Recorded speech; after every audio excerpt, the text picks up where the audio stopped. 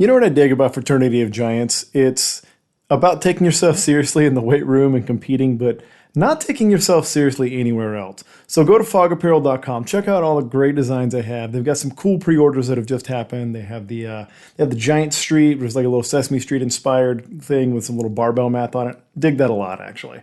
And then they also had the 4th of July drop, which was pretty cool. I'll let you go to Fraternity of Giants, all one word, on Instagram to check that out. You'll very much enjoy that. Sorry you missed the boat if you're listening now, but there's lots of pre-order drops coming, lots of stuff in stock right now. Fogapparel.com. Use code HEAVYLIGHT. You'll save 10%.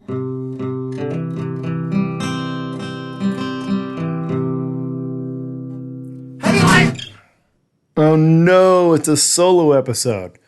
So I have been very much on the guest tip lately, but this one I wanted to do solo. It's late night, got a beverage in hand, so look, it's like a throwback to 2020. It's like how we used to do this. It's like how we had to do this. But one of the reasons that I want to do a solo episode is I've got a bigger project in the works with a lot of different people, and for one of the coming episodes, and I wanted to at least fill in the gap with this and just jump in because it had a lot on my mind. I had a lot I wanted to talk about. Kind of, and an actual real topic. Don't worry. Again, we're not going back full 2020 mode where it's just me and a slow descent into madness, as I like to say. I'm pretty much out of that now. Actually, maybe I'm just fully in the bottom of the madness, and I think what I'm putting out is like normal and good content. But maybe this just sounds like insane rambling to somebody else. Maybe this is like my manifesto that somebody's going to find later and not be able to piece together. That actually fits pretty well. So I wanted to talk a little bit about, I'll just jump right into the topic, but I'm going to ramble a little bit because, again, that's what we do. So the topic is, it's actually part of, I started doing a series of these on TikTok. That's right. Your boy's on TikTok now. What is my TikTok name? It might be the same as I don't know what it is. Just look for my name on TikTok if you're a TikTaker. I'm not really good at it, man. I'm 41. I'm not supposed to be good at it. It's not for me. It's not my crowd. But I figure it's another platform that I can put out information about the Highland Games. I can do some coaching stuff there. So fun stuff. So look it up. But I started a series on TikTok about this, but I had a lot more thoughts about this topic. So I wanted to put it out there. So stop burying the lead, man. Get to it. It's about the most common Highland Games athlete, new Highland Game, spit it out, man. The most common mistakes by new Highland Games athletes. So I think one of my missions, I guess, as I like to think of myself as somewhat of an ambassador for the games, or at least, I help to voice a lot of the stuff going on in the community. But one of the things that comes up very commonly when you're doing coaching and you are like interfacing with people that are new is that you get a lot of the same questions. And along with that, you see a lot of the same problems. And if you let it, that can drive you insane. And you start to, I've seen a lot of people in a lot of different realms, sports, areas of expertise, string sports in particular, where they sort of develop this sort of like negative attitude or this distaste for new people because of those repetitive questions. And they start to, I remember that used to plague some of the guys at Elite FTS for a while. And it used to be, and you see it on internet forums in a certain time period, in the 2000s, early 2000s, whatever. And, you still see it on social media a little bit, but people that have this like distaste for newbie questions and they really start to answer them with a lot of sass, or they start to answer them like bitterly, or, they don't give them, they feel like, oh, you should already know that or whatever. But it's just not the case. There's always new people. There are always new people. And they think their question is profound because it is profound to them, because it's what they're thinking about. They haven't figured it out and they haven't been around long enough. And you might be the first person they're asking. So suck it up. I do all the time. But you see a lot of those questions. So I guess I wanted to kind of dive into, make another resource out there. I've done lots of videos, I've written things, whatever. And, just another podcast that you can maybe point to for newer people and say like, hey, this got talked about in the Heavy Light podcast. Beach talked about this, and like maybe listen to this one. This will answer some of that stuff. And this will address some of those things going on. You know what I need to do though? Before I really dive into it, I need to update you guys on me. That's right. good old me.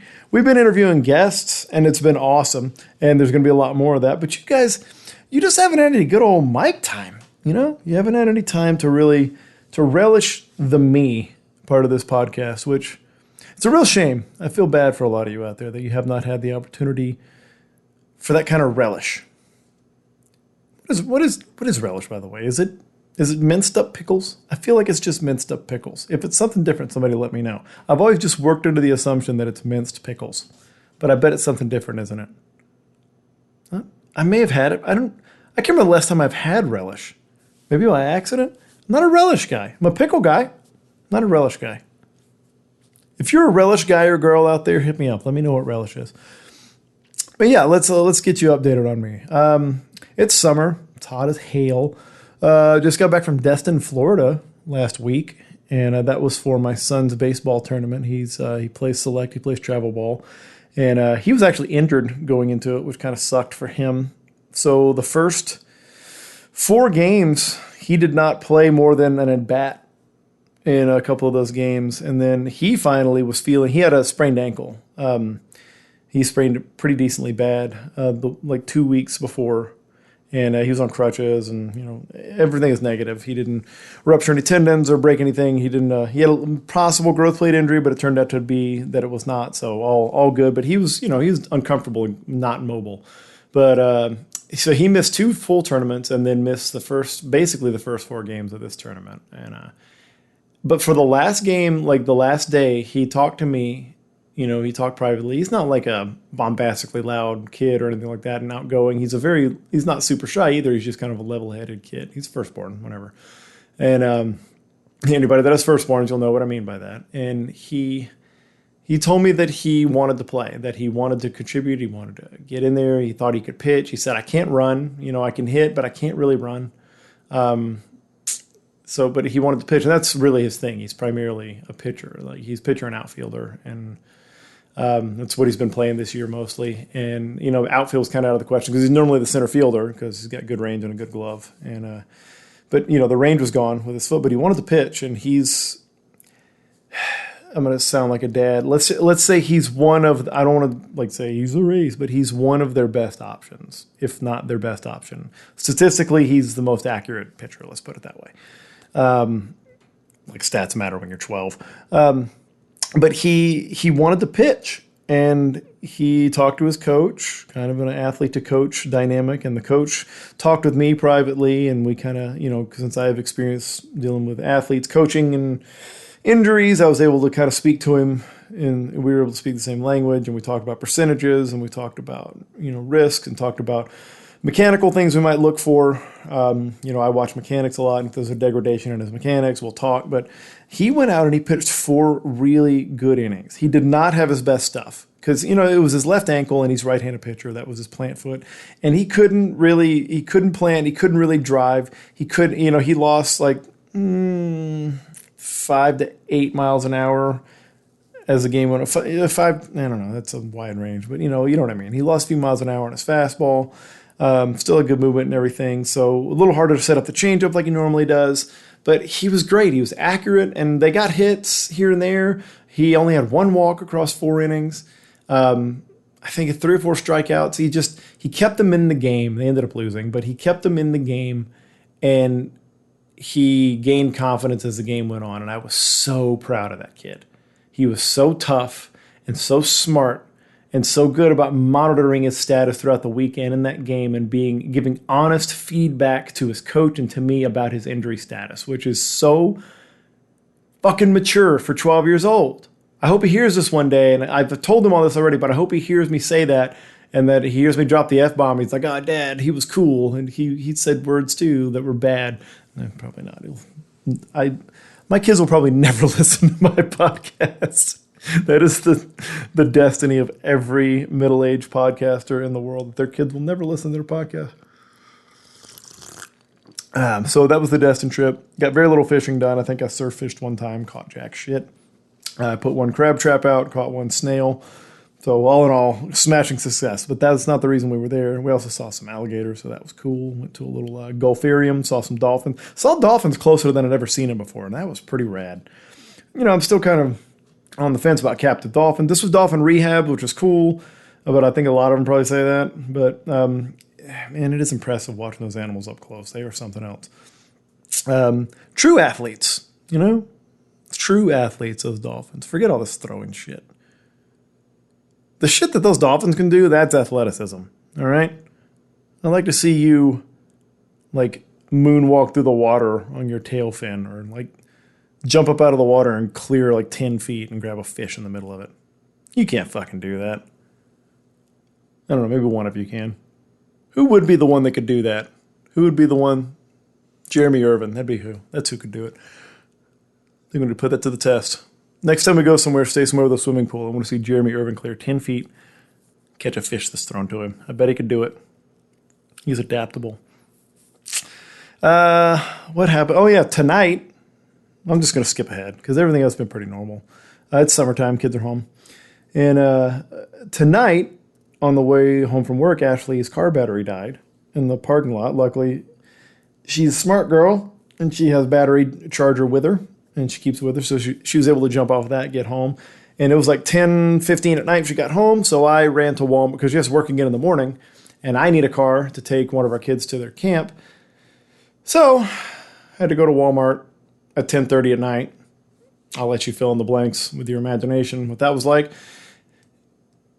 Grab a battery, grab a new one, bring it back to the house, change it in the garage at 11 o'clock at night. Still hot, by the way. Still hot at 11 o'clock at night. Had to turn the big gym fan on me while I did it. But successfully done.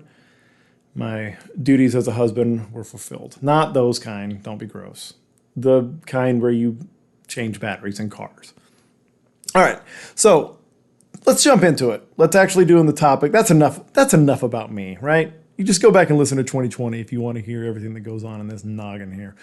So, most common mistakes made by new Highland Games athletes. This is one I've actually done a video on. Number one, throwing too soon. Now, I'm not talking about picking stuff up and throwing it too soon in your career. It's never too soon. Just pick the stuff up and throw, right? But I'm talking about in the act of throwing. Most specifically in the distance events, in stones, weights, hammers.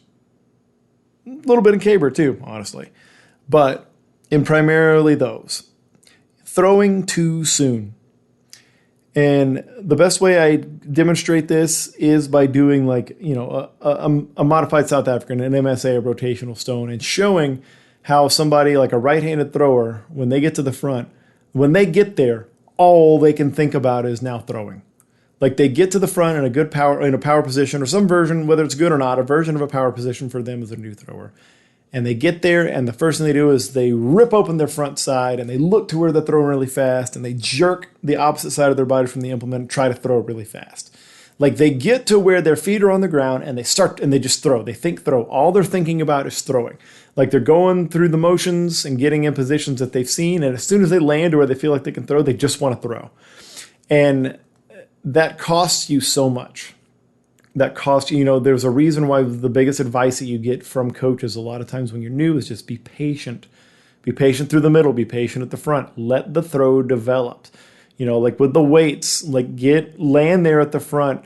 Let that develop and drive it up and out instead of yanking it. Because when you yank it, you change the orbit of the thing, whether it's a stone, a weight, or a hammer. You change the orbit of it and you decelerate it by doing that. You may accelerate it for a moment, but it's going to lead to an overall deceleration when you do that. And when you change the path, energy's got to go somewhere. And, most things, they want to go the direction that they're going. That's a gross oversimplification of an orbital pattern, of an orbital path. But, the harder you yank something out of its path, there goes my phone out of my pocket. The harder you yank something out of its path, the more energy that has to get expended in another direction to make that happen, and not in the direction where you want to throw it.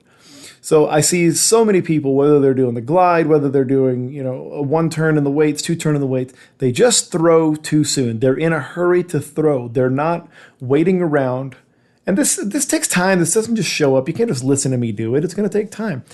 You have to be able to stop, get into double support on the distance on stones and weights. You have to get into double support with that implement behind your right hip for a right-handed thrower, your drive hip, and then let it come around and be patient and let it develop out so you can develop the line or the arc of power that you're pushing it on. Push it out towards that high point where it wants to go instead of just trying hard to make it happen.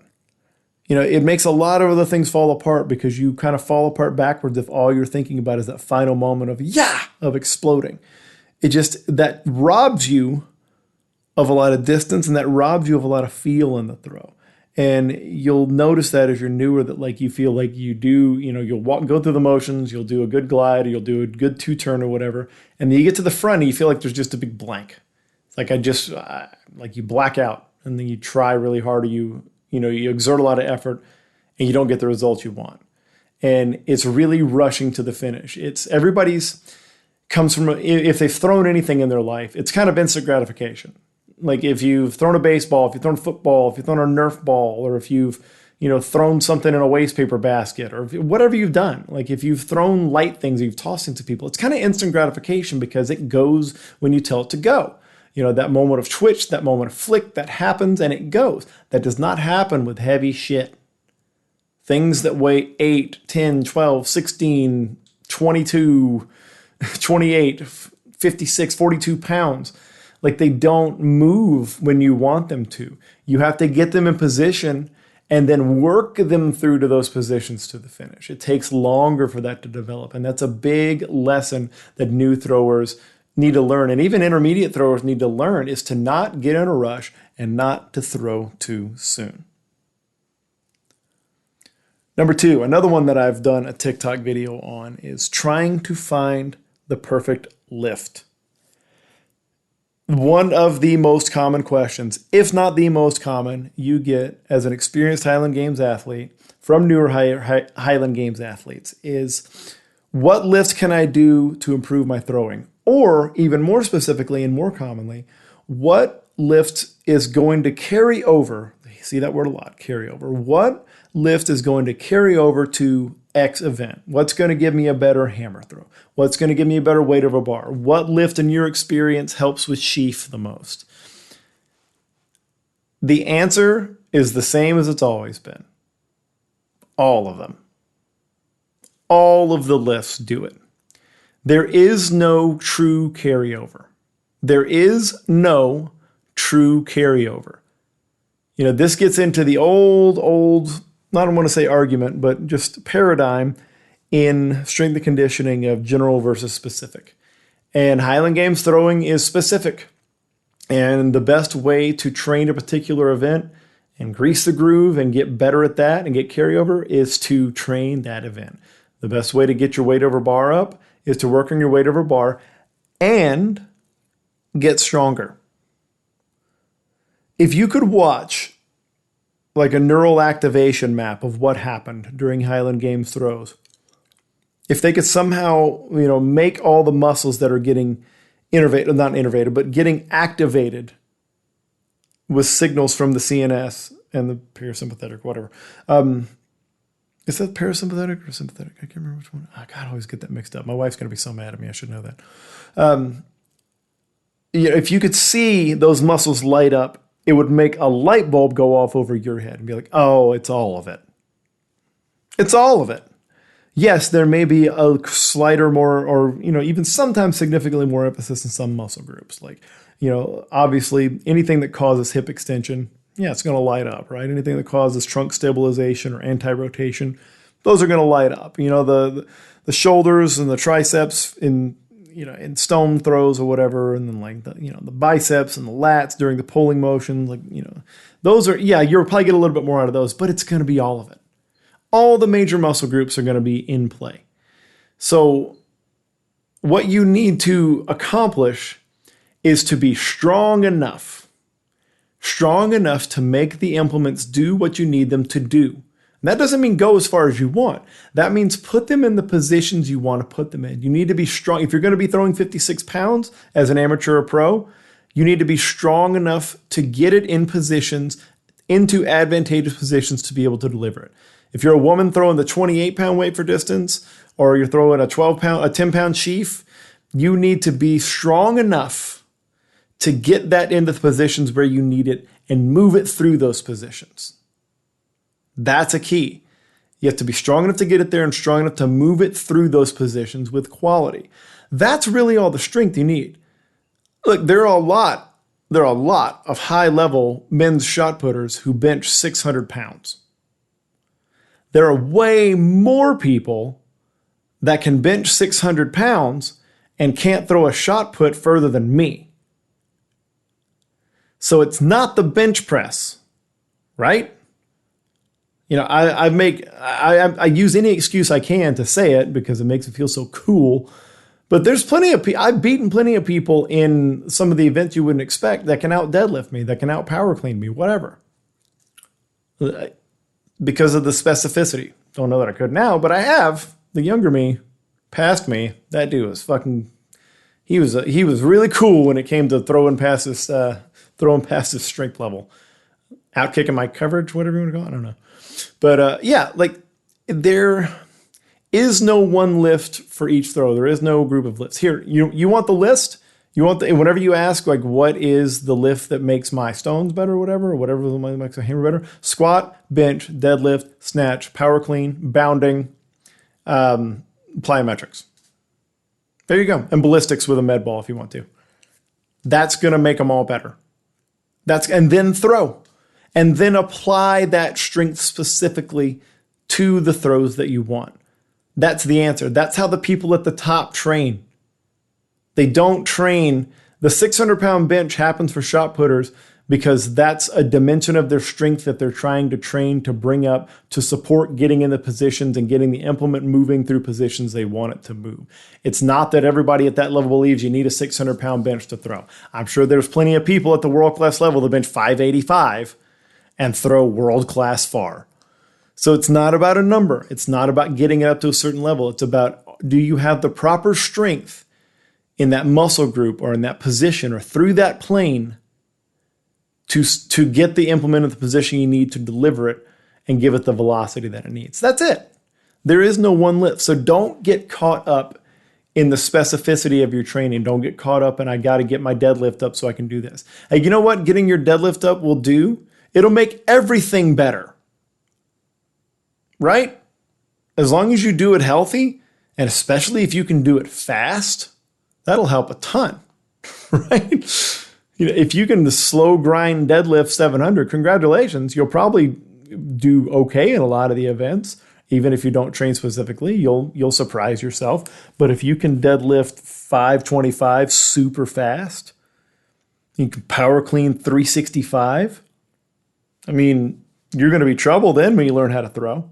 Because that's the right kind of strength, that's the right kind of ability, that's the right kind of movement. So don't try to find that perfect lift. Try to be strong enough, try to be explosive, try to be in shape enough to support all that training. That's one thing I could do a whole other section on this, but be in shape, be an athlete. Don't just be strong. Be in shape, be an athlete. If you want to see somebody that's a great example of that, watch Hayden Ballio. Watch him on Instagram or watch him on, obviously he's a friend of mine. I talk about him all the time. He's an elite level freak athlete. But look at the way he trains. Look at how athletic he is. Look how in shape he is for a man that size. Look how well he moves for a man that size. So be in shape enough to support the things you're trying to do so you don't burn your body out. So you have the ability to throw for 2 hours if you need to. You have the ability to train for an hour and a half if you need to.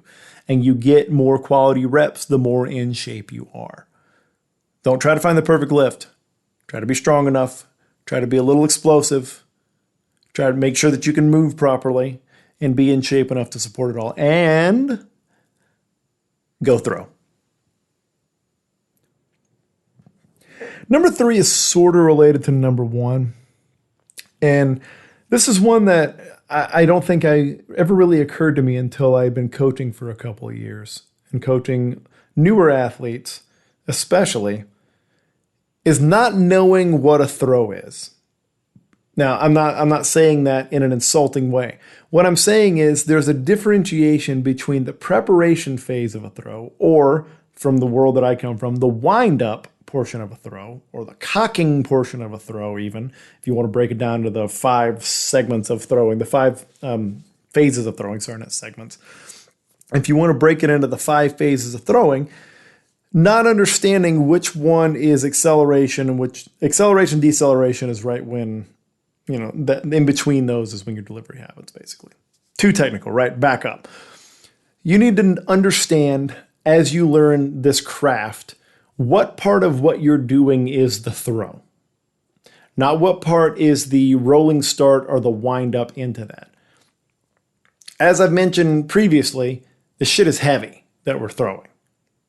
It's heavy stuff. It's unprecedented in any sport, the weight of the things that we throw, right? That's the one cool thing we have over track and field and everything else. That we throw, the stuff we throw is heavy, unlike anything else in the world, basically. And that's what we have over strongman. They lift heavier stuff than we do, but they don't have to throw it that far, except when they do weight over bar. That's pretty cool.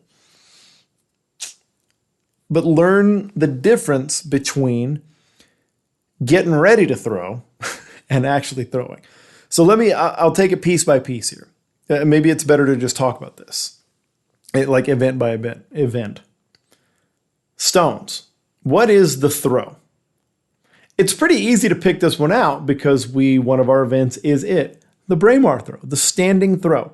That is the throw. Now, there is a little bit of wind up. There is a little bit of rolling start because we're allowed to rock back and rock forward. If you wanted to be a purist, you could just start loaded on your feet, how you would be loaded, and you deliver right from there by pushing your hip through and driving the stone out. But that's the throw. Now, open stone, what you get to do is you get to have a wind up. You get to have a run up. You get to have a rolling start. So everything you're doing before you get to that power position with both feet on the ground and you fling that left side open and drive that stone around you and out into the sector, everything you're doing before that is not the throw. That's not the throw. And that's really hard to wrap your mind around at first because you're worried about so many little technical details that the second you start moving, like you kick that leg in the glide, or the second you start, kicking that other foot around or bringing that, foot to the middle and trying to turn on it, like in the rotational stone, you're thinking, now I'm throwing. This is the throw. Everything here is like I'm exerting effort into that.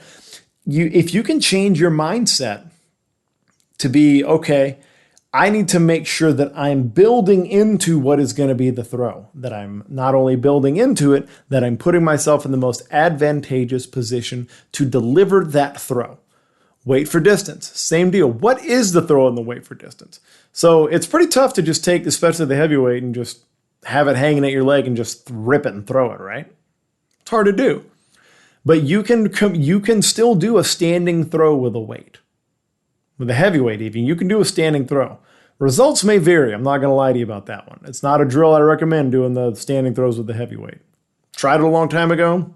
Not a fan. Spencer called me dumb for it too. He was right.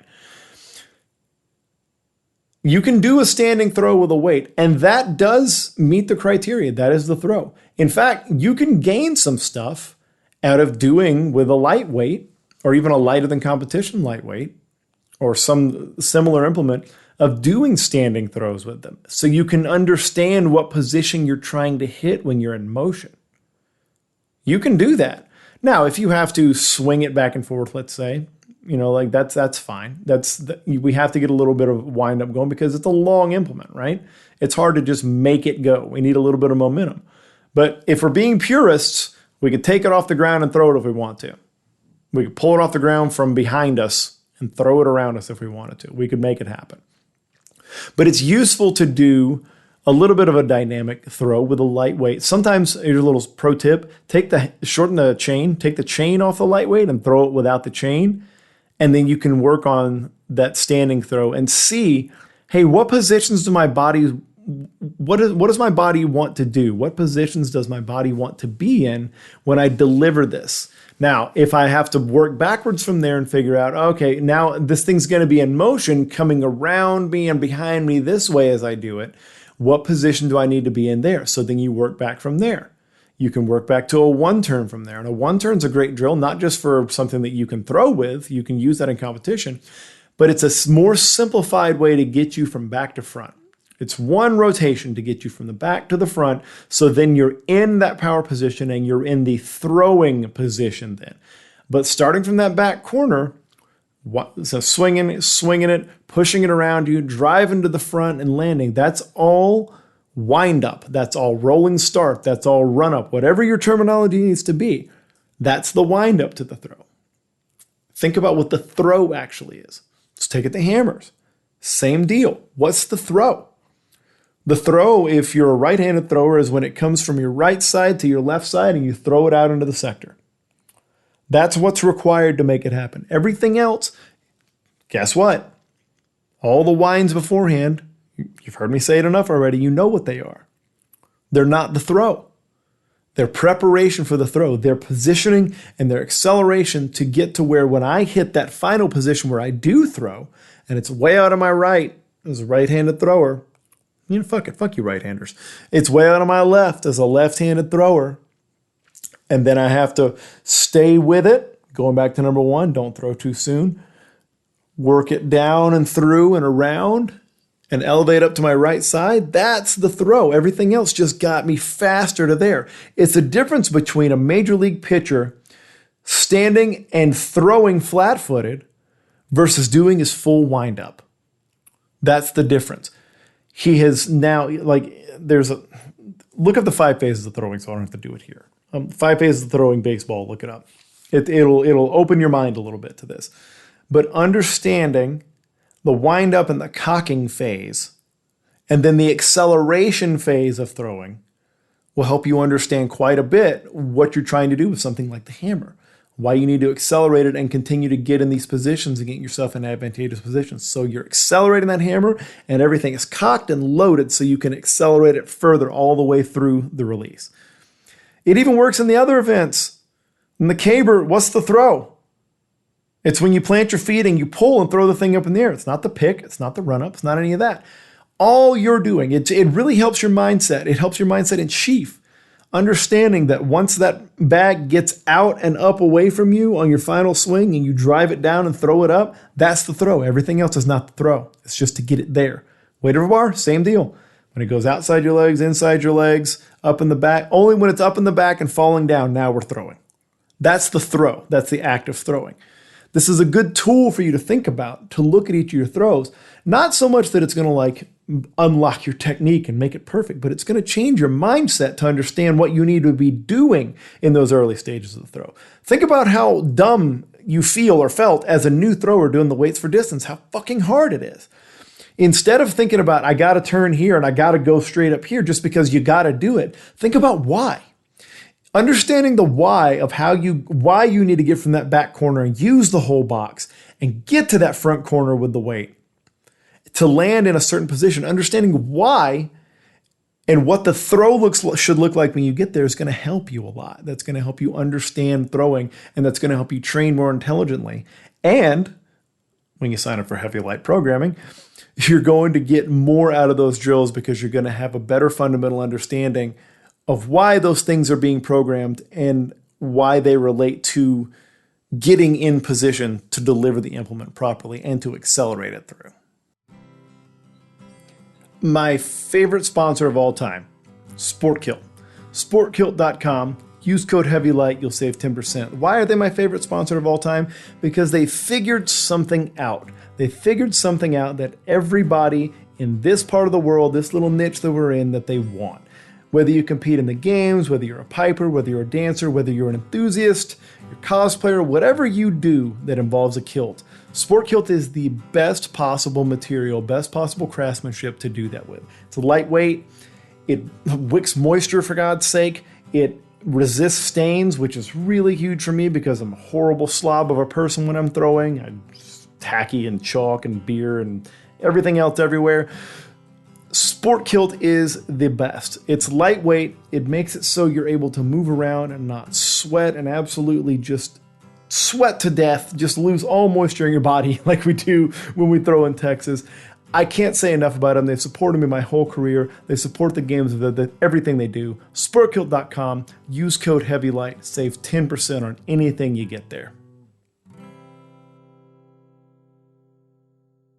So number 4 should be obvious. After hearing me talk about 1 and 3 especially, but it's being too tight. Number 4 is being too tight, too bound up, trying too hard, flexing too hard, whatever you want to call it. I see a lot of tension. It's like Conor McGregor said way back then. I see stiffness. I see stiffness in that 155 division. I don't know. It's terrible, Conor McGregor, but you get the point. Or maybe it was great. I don't know. I've never heard myself do a Conor McGregor impression, so I'm going to listen back to this, and then I'll let you know later. I'll let you know in a later episode how I feel about my Conor McGregor impression right there. I got a feeling it wasn't great, though. I got a feeling it's like a 4 out of 10 at best. But being too tight, too stiff, too much oomph at the wrong time. And again, it goes back to, I know the shit's heavy. It is, so it takes a lot of effort to do it, but all the things that I've been talking about with, understanding what the throw is, finding rhythm, finding position, and knowing the timing and how to finish with patience, that makes this stuff way less. I don't know how else to say it than that. But when you start learning how to move with the implement and when to move with the implement, it makes this stuff way less. I hate the heavy hammer. I despise it. I've always not liked it because I'm not very big. And I've never been more than, it's never been, how do I put this? It's never been less than 1/10 of my body weight. How's that? Or just about 1/10 of my body weight, basically, that I'm throwing. And I don't like it. But when I finally started learning how to balance myself properly, how to shift my weight, where I needed the ball to be, how to counter the ball, it got lighter.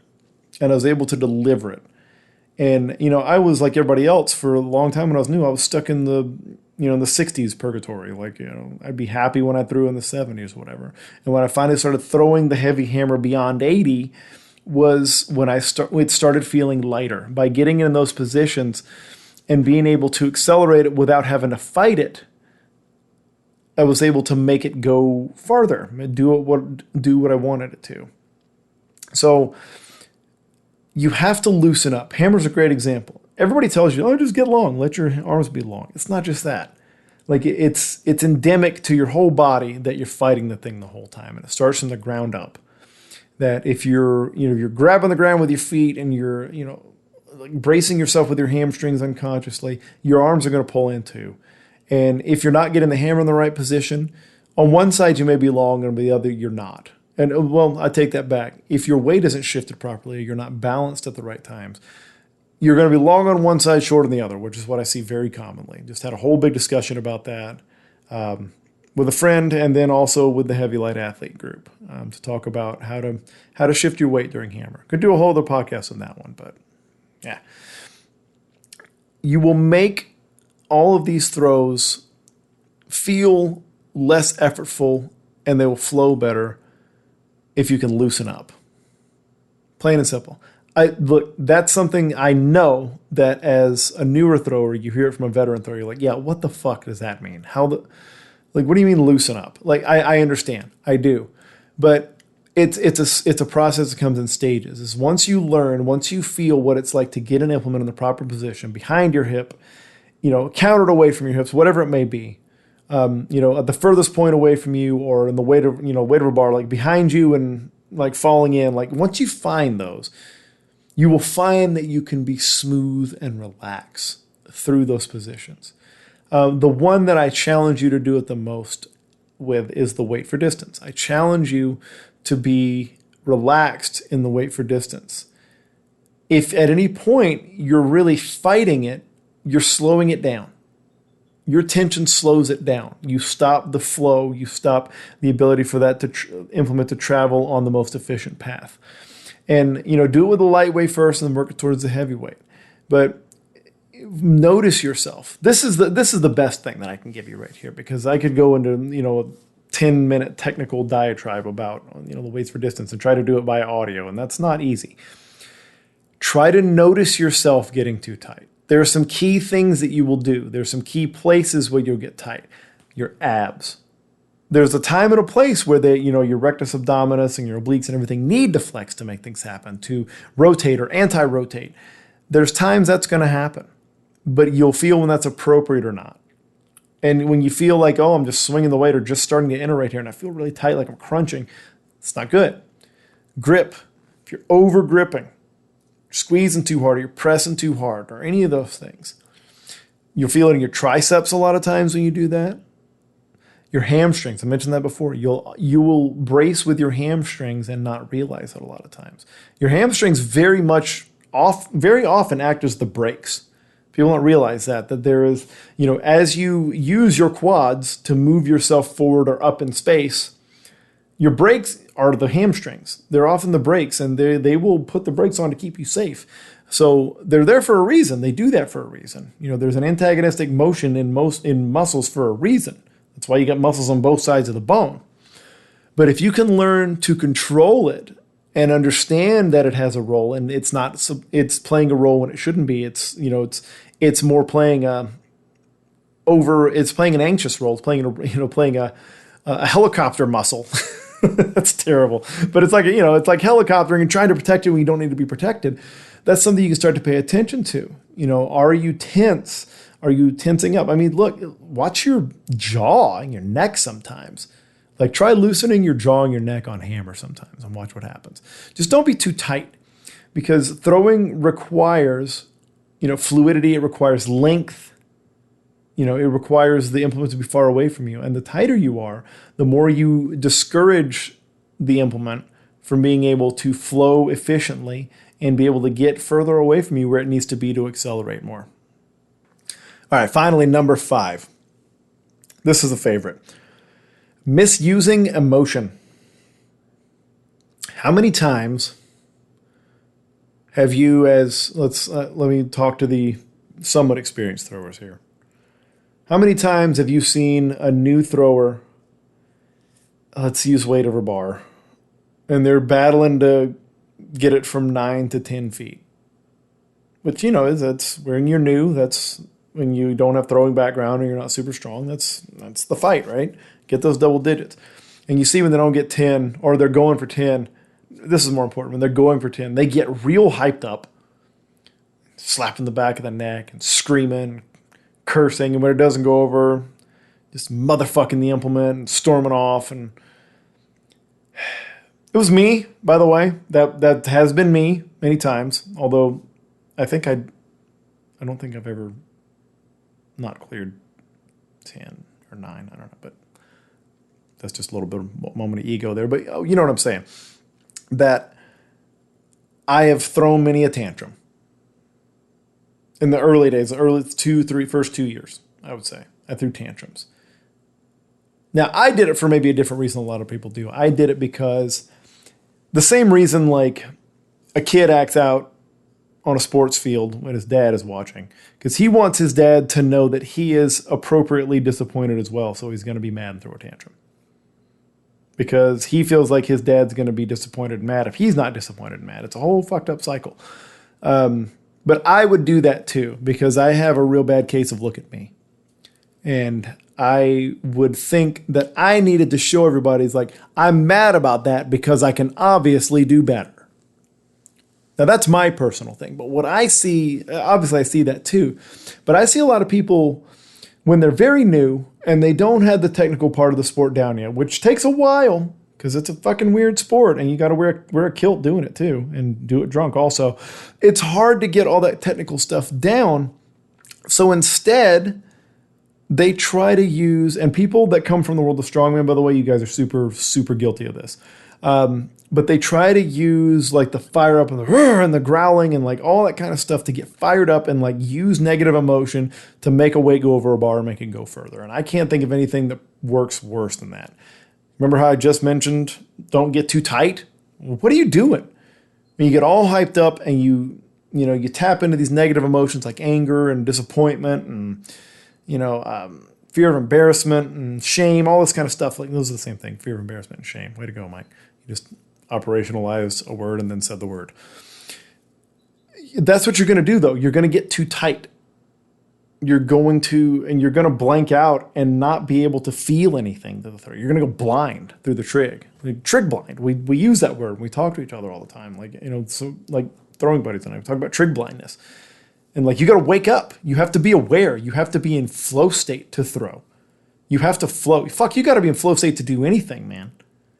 To do it well, you have to at least tap into it a little bit. And even strongmen at the highest level who you see doing all the crazy screaming, a lot of that's because that shit just hurts, by the way. But, they're able to act as athletes in this modern era of strongmen. They're very much able to train more like athletes and not as, there's definitely, the strong like ox, scream like barbarian part of it that's ingrained in the culture and helps somewhat when you're lifting. But the reason those guys can do that is because they're super experienced and they're very technical. So they can then tap into that stuff. So Mike Zolkowicz, best and most consistent weight over bar thrower in the history of the sport. He would get fired up and he'd get a little mad sometimes. He'd do a little screaming to himself. Spencer Tyler, current world record holder in the WOB, and many, many others. Well, you don't want to be up close hearing the stuff he says to himself.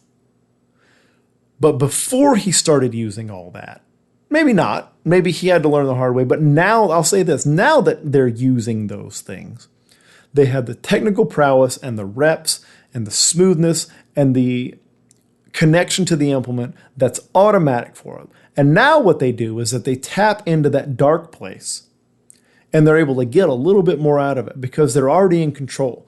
They're opening the valve just a little bit.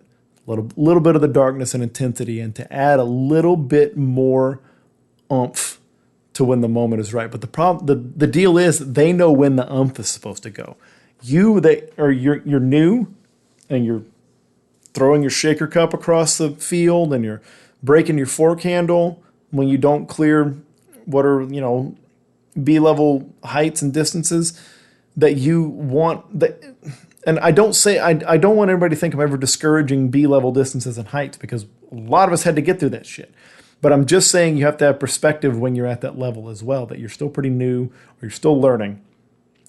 Like when you do those things, it's misusing it and it's misplaced to have those tantrums or to use that intensity or to try to fire yourself up or blast the smelling salts when you're trying to hit those distances because that's not what's missing. Like, even if it worked, like, whew, I just uncaged the rage monster and I cleared 10.5 on the weight over bar. That's cool for you in that moment, but it does nothing for your long-term progress and it does nothing for teaching you anything about how you did that, what you managed to do to get out of that. You're not at that place yet. So don't misuse your emotion. Don't go to that well right now. If you're trying to win, if there's something significant, a significant win on the line, all right, I'll give you a little bit. But it doesn't change the fact that you still need to have technical prowess to get there because all you're going to do by unleashing the beast is you're going to fuck up your whatever technical prowess you have, what little bit you have when you're new, even more. I know because I did that. I would get all fired up for weight over bar. Like, fine, I'm going to fucking finally clear 13 today. I'm finally fucking do a slap myself in the neck, call myself a pussy and everything. Like, go walk around, make a big scene, and then walk up and just leave it out front by like 3 feet and like a foot under the bar because I got so tight and pulled so quick because I was all emotion that it ruined my chance to do it. And then later, many games later or whatever, when I'm new, like I finally I'm laughing and joking and cracking my first beer and like having a good time. I think it's Texas Scottish Festival or whatever. And like just smooth. Didn't even realize I was throwing at 13 and I cleared 13. No emotion, no beast, no dark place, no, cracking the lid to see what kind of monsters were within me. Like, no, just fucking chilling out and throwing. It's just that kind of sport, man. It's just that kind of sport. And you have to be able to be intelligent about that. That's not the show that people are there to see. They're not there to see 25 bald-headed, goateed rage monsters throw shit around the field and, curse in front of their kids that came to watch. Like that's not the show they came to see, man. They want to see chilled out, strong women and men and also lightweights. They want to see us just throw heavy shit and put on a show. And if you got to go to that dark place when you get skilled enough and you're consistent enough, you're hitting numbers. When you go to compete, you're hitting 93% of your PRs pretty much all the time, and you're just trying to hit some bigger ones here and there, and you decide you want to go to a dark place, you'll know how to do it without making a big scene. You'll know how to get up there and talk to yourself. You'll know what gets you. You know what it is for me? Or you know it's not for me anymore, but you know what it was for me for a long time? I wrote about this in a blog entry a long time ago. I even did it on an old podcast, I think. But my daughter got hurt one time. She split her chin open when she was 18 months old, almost 2 years old maybe. And I had to take her to the hospital. I had to hold her on my chest while they gave her they gave her a local anesthetic and injected it into her chin and then did stitches. And she was on my chest screaming, "Daddy, daddy, help, daddy, daddy, no." And that, I'm good with it now, but that feeling of insecurity and helplessness in that moment, I would go to that. I would use that. Sometimes I overused it. And if you go to the well too often, it goes dry. But I learned how to harness that moment. I learned how to make that moment just for me. I don't need to verbalize it. I don't need to act it out. I don't need to emote it in any way. I can have that moment for myself, and I can find that moment, and I can feel that, and I can let that wave of stomach-sick adrenaline overwhelm me for a second, and I've actually used it to my advantage. It doesn't really do it for me anymore. Everything has an expiration date. So I guess what I'm saying is, first, get the skill. Get the skill to be throwing consistently in the bucket or near the marks where you should be throwing around your PRs, and that you're hitting the levels, and that you've hit a level of competition where you're refining things, but you got the basics down. And then when you decide that a little bit of emotion can help you, figure out how to do it for you, and don't make that part of the performance anymore. Figure out what your thing is. Figure out what gives you that little extra without overwhelming you and making it a performance of your trauma instead of just tapping into it a little bit. So that's my therapy session for today. My Highland Games therapy session. Heavy Light is brought to you by Throw Bros. Throw Bros is the only online store for Highland Games athletes. Gear up, get throwing. Use code HEAVYLIGHT, all one word. You're going to save 10% at throwbros.com.